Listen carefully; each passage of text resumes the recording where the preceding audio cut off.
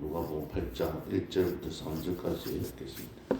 그 후에 예수께서 각 성과 마을에 두루다니시며 하나님의 나라를 선포하시며 그 복음을 전하실세 12 제자가 함께 하였고 또한 악기를 쫓아내심과 병 고침을 받은 어떤 여자들 곧 7 귀신이 나가는 자 막달라인이라 하는 마리아와 헤롯의 청지기 구사의 아내 요한나와 수산나와 다른 여자가 함께하여 자기들의 소유로 그들을 숨기더라. 아멘. 오늘 본문 말씀에 세 가지를 함께 묵상하고자 합니다. 첫 번째는 예수님께서 각 성과 마을에 두루다니시면서 하나님의 나라를 선포하시며 그 복음을 전하였다고 했습니다. 예수님께서는 마가복음 1장 38절에서도 보면 우리가 다른 가까운 마을로 가자. 거기서도 전도하리니 내가 이를 위하여 왔노라고 하신 바와 같이 공생의 사역 기간 동안에 예수님은 전 지역을 돌아다니시면서 말씀을 전파하셨습니다. 그 말씀을 전파하시기 위해서 예수님께서는 이 땅에 오셨습니다. 그래서 그가 한 일은 하나님의 나라를 선포하셨습니다. 이 일을 보면은 우리들의 이 복음을 전파하는 것도 주된 방향, 주된 목적은 하나님의 나라를 선포하는 일에 우리가 주안점을 두어야 합니다. 그 당시 예수님이 살았을 당시에 이스라엘 백성들은 예수님이 오셔서 하나님의 나라를 선포하기보다는 메시아로 오셔서 그 막강한 군사력을 갖고 있는 이 로마로부터 자기들이 구원을 해주실 것을 믿었습니다. 그런 정치적인 메시아, 심판조로 오실 것을 그들은 바랐습니다. 그래서 예수님께서 500리의 기적을 통해 가지고 그들의 육신의 굶주림을 채워주고 병자들을 고쳐주고 이런 이적을 행하는 것을 보고 우리 이런 능력을 가지고 계시는 분은 우리나라를 독립을 시켜주실 수 있는 분이다. 쉽게 이야기하면은 우리나라가 일본의 식민지에서 35년 동안 생활할 때에 우리나라를 독립시켜 줄 수 있는 그러한 인물, 위대한 인물로 생각했다는 겁니다. 그런데 정작 와서는 예수님이 이 우리나라 독립을 위해서 일하는 것은 보이지 않고 돌아다니면서 사람들이나 고쳐주고 또 병자들 고쳐주고 그러면서 여자들하고 다니는 것 같고 이런 모습들로 보였던 겁니다. 그래서 그들은 자기들이 500년의 역사가 일어나고 난 다음에 예수님을 정치적인 메시아로 모시기 위해서 요한복음 6장 15절을 보면 왕으로 삼으려고 했습니다. 근데 예수님은 내가 이제 스타가 되었다. 내가 왕이 되면 되겠다 하고 우리나라 대통령 임금이 되려고 나서지 않고 예수님은 산으로 올라와 버렸습니다. 기도하러 가셨습니다. 오늘날에도 사람들은 하나님의 나라 대신에 이 땅에서 성공하는 일들, 또 뭔가 나의 육신의 문제를 해결하는 일들, 또 교회 나오면 복 받는다. 우리가 몸도 회복이 되어지고 건강도 회복되고 자녀도 잘 되고 사업도 잘 된다. 그렇게도 선포도 하기도 하고 또 한편으로는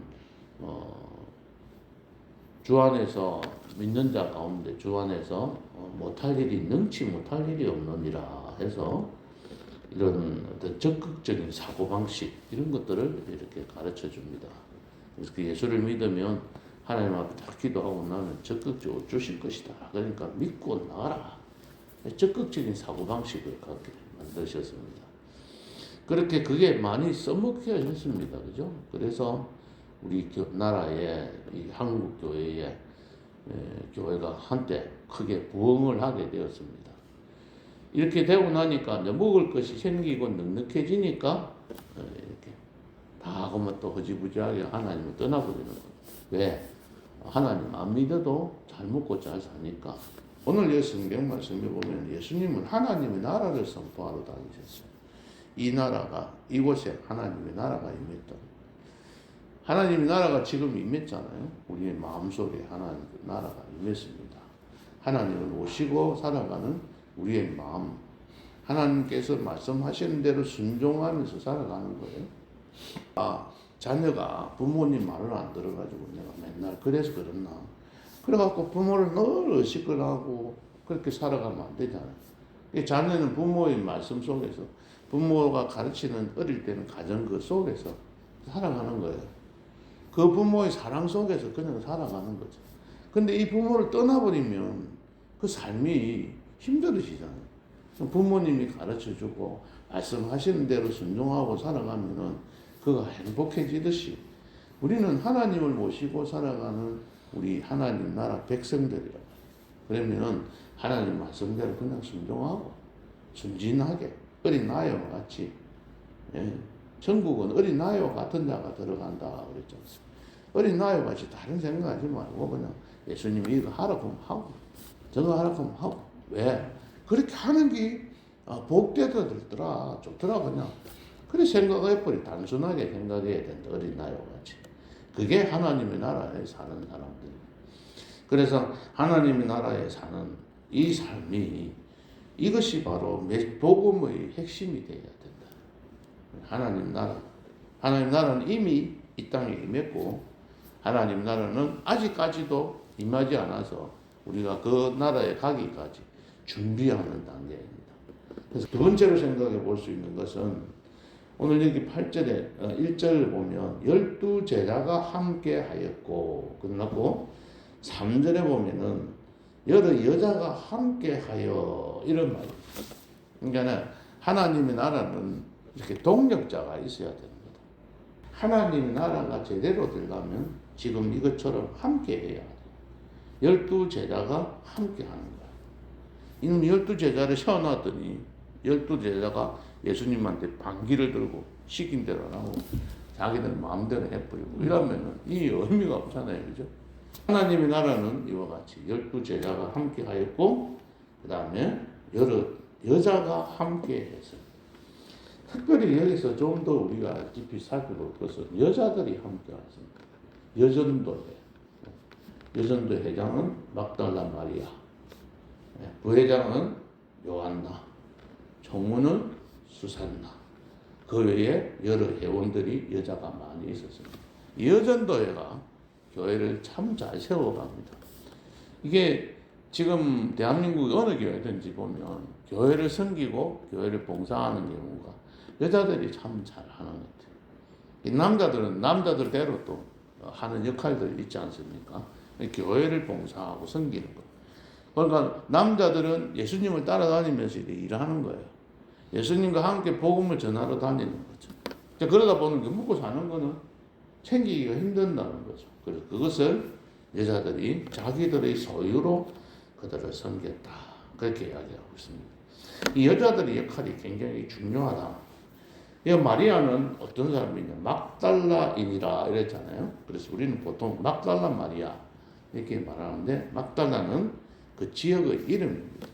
막달라인이라 이 말은 막달라 떼기 이 말입니다. 그 막달라 지역에서 살았던 사람, 거기에 있는 마리아가 여러 사람들이 많이 나오잖아요. 그래서 마리아가 막달라, 영어로 메리, 마리아예요. 자, 이 마리아가 어떤 사람이었습니까? 여기서 보면은 7귀신이 들었다. 7귀신이 들어가 오랫동안 고생하던 중에 예수님에 의해서 치유받고 예수님께 전적으로 헌신한 사람이다. 7귀신이 들었다가 풀려났으니까 얼마나 감사하겠어요. 그러니까 평생 이 막달라 마리아는 예수님을 따라다니면서 자기의 그 모든 다른 여자들보다도 먼저 앞장서서 일을 했습니다. 그는 예수님이 십자가에서 죽어서 장사 지낼 때도 그 곁을 떠나지 않았습니다. 다 제자들은 도망가고 없었는데 이 막달라 마리아는 끝까지 있었습니다. 그리고 어디에 그 장례를 치르는지까지도 다 보고 갔어요. 그리고 난 다음에 안식구 첫날에 예수님의 시체의 향품을 바르기 위해서 무덤까지도 갔고, 또 부활하신 예수님이 제일 먼저 찾아간 사람이 막달라 마리아였습니다. 이처럼 주님 위해서 치유받은 은혜가 늘 그녀의 마음속에, 가슴속에 얼마나 크게 자리 잡았으면 그는 일평생을 하나님 주를 위해서 섬기고 살았던 모습을 봅니다. 이 요한나는 또 어떤 사람입니까? 그 임금 헤롯의 청지기였다. 청지기 구사라는 사람이 있었는데, 그 모든 걸 밑에서 관리하는 사람, 뭐 행정장관 이런 쪽으로 해석을 합니다. 이 청지기를 그 밑에 일하는 사람, 뭐 좀 높은 뱃을 갖고 있는 사람의 아내였다는 거죠. 수산나는 정확하게 어떤 사람인지 이렇게 기록이 되어 있지는 않습니다. 어쨌든 이런 예수님을 곁에서 여자들이 동력하는 사람들이 많이 있었다. 세 번째는 섬기다라 하는 말씀입니다. 섬긴다. 우리나라는 말은 섬긴다는 말이 그냥 이 말이 하나인데, 헬라어로는 여러 가지 말이 뜻이 6가지가 있습니다. 첫 번째는 어떤 게 있냐면 노예로서 주인을 섬기는 거. 이런 거는 둘리오라고 해요. 그러니까 뭐 그냥 그거는 글이 있다 이런 것만 하면 됩니다. 두 번째는 자상하게 봉사한다. 데라피오 이런 거죠. 그 다음에는 급료를 벌기 위해서 봉사한다. 돈 벌려고 봉사하는 것도 있다. 섬기는 거. 그러니까 종업원들이 사장을 섬기는 거예요.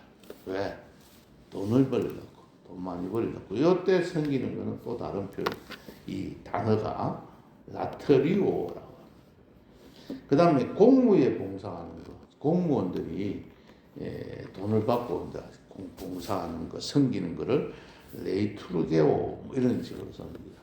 그런데 이거 본문에 나오는 이 섬기더라 이 말은 디아코네오라는 말인데, 자원하여 봉사한다, 섬긴다 그런 말이 있는 거예요.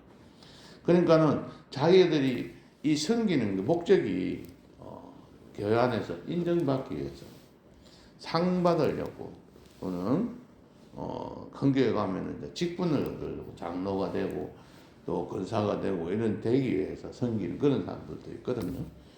왜 그렇게 하느냐면 큰 교회에 그렇게 섬기면 장사를 하는 사람들, 사업하는 사람들은 엄청 도움이 되는 거예요. 어쨌든 여기서 우리가 섬긴다는 것은 자원해서 내가 월급 받고 남한테 인정받고 뭐 그런 것으로 섬기는 것이 아니라 그야말로 자원해서 희생적인 봉사였고, 그리고 단어가 또 보면은 미완료 형태가 되어서 이례적으로 한 번 섬기고 끝나는 게 아니고 죽을 때까지 섬기. 이 막달라 마리아가 예수님이 죽을 때까지, 그리고 부활하셔도 만나는 그런 단계까지 이르는 겁니다. 그런데 또 섬기면서는 자기들의 소유로 가지고 섬기죠. 오늘 3가지 살폈습니다. 첫 번째, 시간이 못 나는. 첫 번째는 하나님의 나라가 선포되게 해야 된다. 두 번째는 이렇게 동력해야 된다. 12제자들과 예수님은 12제자와 함께 했고 또 많은 여인들과 같이 했다. 세 번째는 섬기어야 되는데 자원하는 마음으로 대가를 바라고 하는 것이 아니라 내가 기쁨으로 주를 위해서 내가 하나님께서 받은 것으로, 물질로, 또 내가 가지고 있는 탤런트, 또 재능으로 부모님 교회를 기쁨으로 섬길 때에 우리 교회가 하나님의 복음이 더 많이 전파되는 그런 역사, 그래서 교회가 부흥되게 될 겁니다. 믿고 순종하면서 오늘 하루도 주를 섬기는 일에 기쁨으로 나아가시기 바랍니다. 하나님 아버지 감사합니다. 말씀 통해서 우리 교회가 부흥하는 일에 우리가 좀 더 깊이 생각해 주셔서 감사합니다. 먼저 우리 교회는 하나님의 나라를 선포하는 교회가 되게 하시고, 또 많은 우리 성도님들과 또 장로님들과 권사님 직분자들과 또 목회자가 함께 이렇게 동력하는 그런 아름다운 교회가 되게 하시고, 또 많은 여인들을 통해서 이렇게 섬김을 받았던 것처럼 우리 또 교회에서 이런 우리 교인들이 함께 섬기는 그러한 모습들이 아름다운 모습이 소문나는 그런 교회가 되게 하시고 또 모든 성도들이 섬길 때에 자원하는 마음으로 기쁨으로 섬겨서 우리 교회 공동체가 더 아름답게 부흥되고 성장되어질 수 있도록 축복하여 주시옵소서. 예수님 이름으로 기도하옵나이다. 아멘.